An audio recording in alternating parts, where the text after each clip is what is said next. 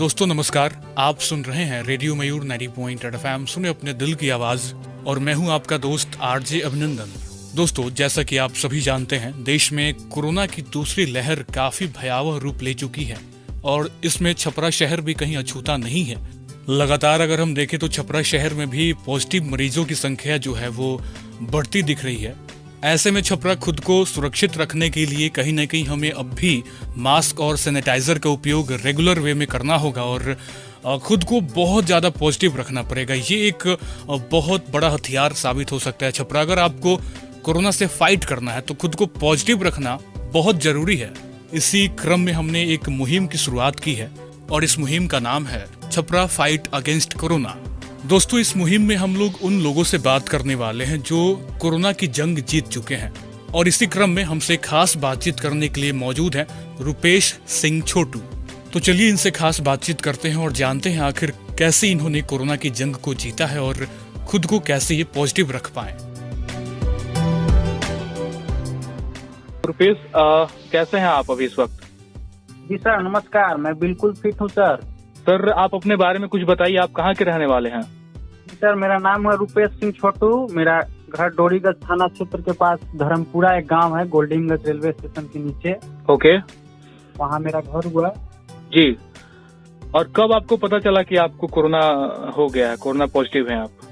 जी sir, 6 अप्रैल को मुझे ऐसा फील हुआ कि थोड़ा सर्दी और गला में हल्का दर्द, तो मुझे लगा कि ये मौसम की वजह से हो रहा है। ओके। मैंने सर गर्म पानी वगैरह पीना स्टार्ट किया जी। उसी क्रम में सर मैं पटना गया। अच्छा। 8 तारीख को बाइक से। मैं 8 को जब पटना से आ रहा था तो मुझे रास्ते में लगा कि थोड़ा फीवर जैसा ठंडा महसूस और खांसी। ओके।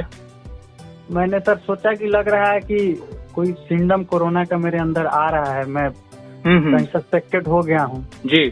लेकिन सर मैं पिछले 2020 से लगातार मास्क का प्रयोग कर रहा था जब भी घर से बाहर निकलता था। हाँ। इसलिए मैं आश्वस्त था कि मुझे तो होना नहीं चाहिए। मैं तो पूरे प्रिकॉशन में हूँ, मास्क, सैनिटाइजर, साफ सफाई का पूरा ख्याल रखता हूँ। फिर भी सर मैंने आया और समाज हित, अपने परिवार के हित के लिए मैंने सोचा कि नहीं, मुझे पहले टेस्ट कराना चाहिए। ओके। नहीं तो एक मेरे वजह से मेरे फैमिली, मेरे समाज में बहुत सारे लोग से चैन बन सकता है और बहुत लोग पॉजिटिव हो सकते हैं जी। मैंने फौरन घर आया शाम में और अपने बैग और अपने आप को अलग एक कोठली में बंद किया। मैंने घर वाले को बता दिया कि मेरे साथ ऐसे ऐसे प्रॉब्लम है, आप लोग हमसे दूर रहेंगे। आपने कोरोना का टेस्ट कहाँ पे कराया? कोरोना टेस्ट सर अगले 9 तारीख को मैं यहाँ से बाइक से खुद बाइक चला के सदर अस्पताल गया, ग्लव्स, मास्क सब लगा के। ओके। सदर अस्पताल में ओपीडी में पुर्जा कटाने के बाद मैंने बताया कि मुझे कोविड टेस्ट कराना है। बताया गया कि पीछे टेस्ट हो रहा है। मैंने गया सर, टेस्ट कराया जी। वहाँ पे 3-4 मिनट बाद मुझे बताया गया कि सर आप पॉजिटिव हैं, आप थोड़ा अलग बैठ जाइए। ओके।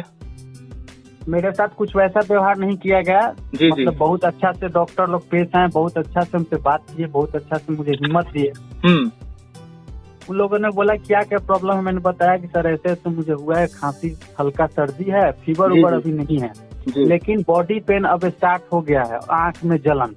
ओके, तो आपके अंदर ये सारे लक्षण दिखाई दे रहे थे? जी सर। इसका सर स्टार्टिंग लक्षण जो है वही है, हल्का सर्दी या हल्का खांसी। अगर खांसी आपको हो गया तो समझ लीजिए कि ये कोविड का जो वायरस है वो लंग्स में इंटेक कर गया है, डॉक्टर का कहने के अनुसार वहाँ सदर अस्पताल। मैंने सर बोला कि सर मैं ऐसा है कि वो लोग बोला कि आप आइसोलेट हो जाइए, यहाँ पे आइसोलेशन है। बोला कि सर मेरे घर पे सब व्यवस्था है जी, मैं घर पे ही आइसोलेट हो सकता हूँ अपने आप को।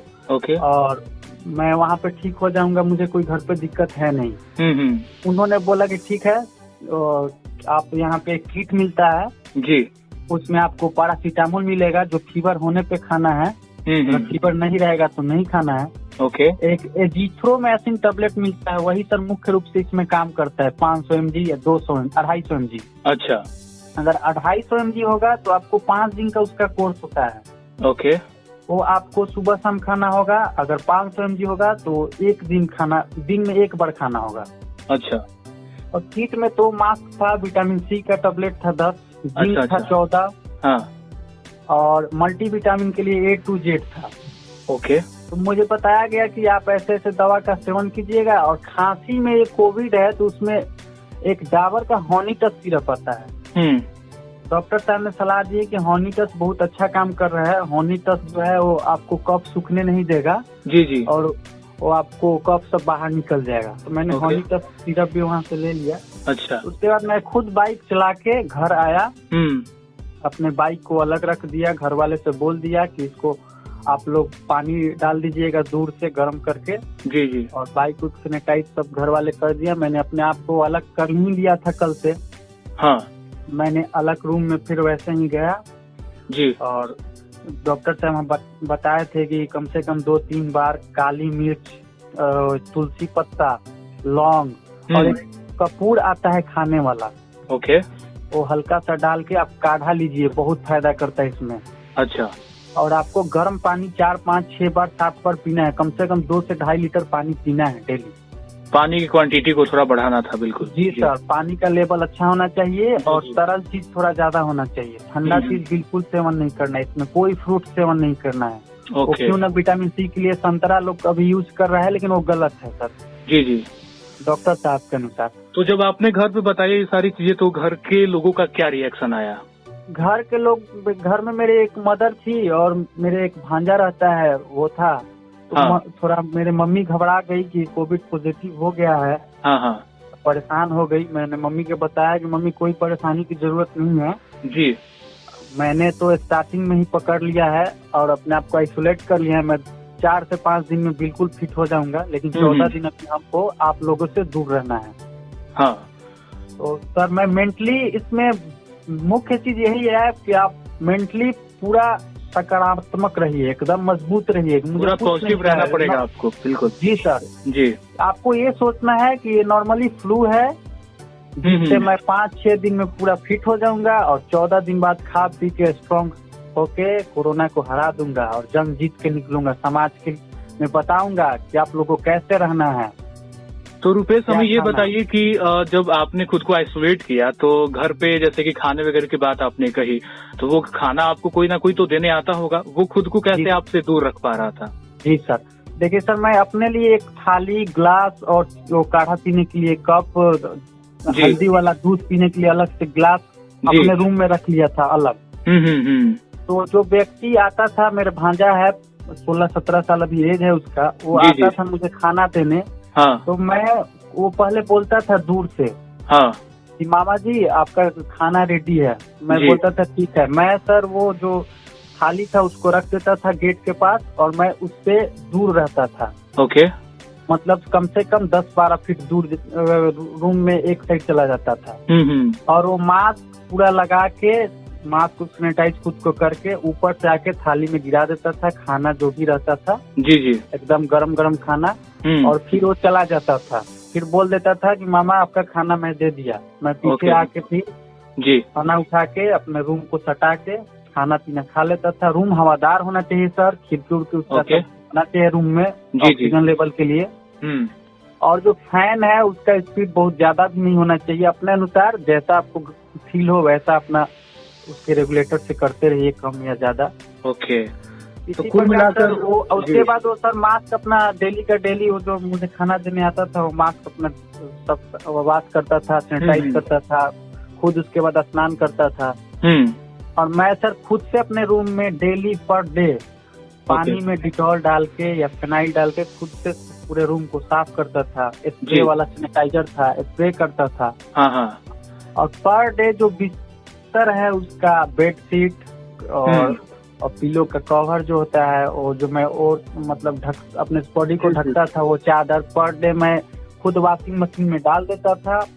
और मेरे भांजा आके ऊपर से डिटॉल उसमें और सर्फ डाल के मास्क लगा के और उसका लाइन दे देता था। वॉशिंग मशीन जिसके पास नहीं है वो खुद से एक बाल्टी ले लेगा, उसमें अपने पानी किसी से डलवा लेगा और सर्फ डाल के खुद से डाल के छोड़ देगा 2-3-4 घंटा के लिए। उसके बाद जो व्यक्ति उसको साफ करके धूप में डालेंगे, वो साफ करने के बाद स्नान कर लेंगे। उस व्यक्ति को बस यही ध्यान रखना है सर कि अपने फेस के किसी भी भाग को छूना नहीं है। अच्छा। जो व्यक्ति आपका साफ सफाई या ध्यान रखता है, जब वो आपको खाना दे या आपका बिस्तर साफ करे या कोई भी जरूरत चीज आपको दे, तो जब तक वो अपने हाथ को अच्छे तरह से धो के सैनिटाइज नहीं करता है, अपने फेस के किसी भी अंग को उसको छूना नहीं होगा। बिल्कुल जी जी सर, नाक, आँख, कान या किसी भी पार्ट को। जी जी। तो रुपेश जी, हमको एक चीज और बताइए, जैसा कि आपने कहा कि खुद को आपने आइसोलेट कर लिया, खुद को एक रूम में पैक कर लिया, अकेले अपने आप को रखा, ऐसे में आपको कहीं न कहीं अकेलापन फील होना, किसी से बात ना करना, ये सारी चीजों को आप कैसे हैंडल कर पा रहे थे? खुद को मोटिवेट कैसे कर पा रहे थे आप? क्योंकि आपकी मम्मी काफी डिस्टर्ब हो गई होंगी आपकी बातें सुन के, देन आपके मम्मी से बातचीत बहुत कम हो गई होगी, आई होप कि आप बात भी नहीं करने जा रहे होंगे। तो इस सिचुएशन में खुद को आपने कैसे ढाला और कैसे अपने आप को मोटिवेट रख पाया? सर, इसके लिए मैंने सोशल साइट का सहारा लिया। वो सोशल साइट पे मोटिवेशनल वीडियो और ये फेसबुक और ये जो भ्रामक फैलाया जा रहा है न्यूज चैनल के द्वारा जी, इसमें बताया नहीं जा रहा है सर कि डेली इतना लोग कोरोना को मात देख के जंग जीत रहे हैं। बस यही दिखा रहा है लोग कि इतना लोग डिस्टर्ब हो गए, इतना लोग का जान चला गया, ऑक्सीजन नहीं। ऐसा कुछ नहीं हो रहा है सर जी। आप मेंटली प्रिपेयर रहिए, आप घर पे कोरोना को मात दे दीजिएगा। कुछ नहीं है कोरोना में वैसा, बस अपने लिए, अपने समाज के लिए, अपने परिवार के लिए। हाँ। आप में अगर कोई सिम्टम है तो उसमें देर ना कीजिए, जल्द से जल्द अपना टेस्ट कराइए। सही बात है। और आइसोलेट कीजिए। रुपेश जी, एक चीज और जानना चाहेंगे आपसे, जब आपको आइसोलेशन में रहना पड़ा, घर पे रहना था, आसपास पड़ोस की बातें थोड़ा सा करेंगे। घर परिवार के साथ साथ आसपास के लोगों का क्या रिव्यू था आपके ऊपर? देखिए सर, मेरे यहाँ तो आसपास में जो भी लोग हैं शिक्षित हैं, सभी लोग, डर तो सबके अंदर है। अभी घर वाले भी डर जा रहे हैं, तो आस पड़ोस का डरना भी चाहिए और डरना भी चाहिए। आस पड़ोस के लोग जो हैं मुझे फोन करते थे और मुझे हौसला देते थे कि आप तो यंग लड़के हो, आप तो ठीक हो जाओगे। जी जी। आस पड़ोस में कोई मेरे आसपास नहीं आ रहा था घर के। ओके सर, खान पान की हिम्मत दे रहे थे। जी जी, खान पान की थोड़ी सी बात करेंगे। जैसा कि आपने कहा कि आपके घर का एक लड़का था, वो खाना वगैरह देता था आपको, उस टाइम पे आप खाना क्या खाते थे? जैसा कि आपने कहा ठंडा से दूर रहना है, फिर भी आप रोटी, दाल, चावल, ये सारी चीजें आप खा रहे थे या फिर कुछ और खा रहे थे? नहीं सर, खाना में तो वही नॉर्मल डाइट जो घर का होता है, ताजा सब्जी होना चाहिए जी। और सर दाल बिल्कुल यूज करना है, दाल होना चाहिए खाना में। ओके। और दाल में थोड़ा 1 चम्मच घी भी होना चाहिए। घी जो है कफ में भी फायदा करता है, डॉक्टर से बताए थे जी। और बॉडी के लिए भी अच्छा है, स्ट्रॉन्ग थोड़ा अंदर से रखता है। ओके। और एक बार में अगर आप ज्यादा खाना तो नहीं खा पाइएगा, खाने की इच्छा सर बिल्कुल नहीं करता है। बस सिर्फ यही मन करता है कि दिन रात सोए रहें। कोरोना में एक सर यही बड़ा साइड इफेक्ट है, आपको आलस से बहुत ज्यादा कर देता है सर। तो अपने आप को प्रिपेयर करना है, थोड़ा थोड़ा ही खाना, 2 बार 3 बार 4 बार में 1-1 रोटी करके खाएं, लेकिन आपको खाना है, उसको मात देने के लिए, लड़ने के लिए खाना है। तो ये जी जी, 14 दिनों का जो आपका ये सफर रहा होम आइसोलेशन का, इस बीच में कभी ऐसा कोई ख्याल आया हो आपको कि काश अगर मैं जंग जीत नहीं पाया तो कुछ ऐसा अनहोनी हो जाए, या फिर आप ऐसा कभी ख्याल आया या नहीं आया? देखिए सर, ऐसा है कि मैं जब होम आइसोलेट हुआ तो उसके 3 दिन बाद मैंने फेसबुक अपना खोला, तो उस पे मैं कुछ देखा ऐसा पोस्ट न्यूज चैनल द्वारा, किसी व्यक्ति द्वारा। जी जी। तो थोड़ा सा मेरे मन में ये आ गया डर कि लगता है अगर मैं सरवाइव नहीं कर पाया तो मेरे साथ भी यही होगा। उस दिन रात में थोड़ा सा मुझे डर लग रहा था कि मुझे सांस लेने में दिक्कत हो रहा है, लेकिन फिर मैंने मेंटली प्रिपेयर हो गया कि नहीं ये सब तो सब भ्रामक है। मैंने तो 3 दिन अपना बिता दिया, अब तो मेरे अंदर कुछ ऐसा है नहीं। जी जी। कल से मैंने सोचा कि ये सब बिल्कुल नहीं देखना है अभी, और मैंने 2 दिन बाद सर बिल्कुल फिट हो गया। मतलब मुझे फिट होने में 5 दिन लगा सर। ओके, 5 दिन बाद मेरा पूरा सिम्टम जो था वो खत्म हो गया, खांसी पूरा खत्म, सर्दी खत्म, फीवर खत्म, दर्द खत्म। कुल मिलाकर कहीं ना कहीं ये पूरे 14 दिन के सफर में खुद को पॉजिटिव रखना बहुत जरूरी है।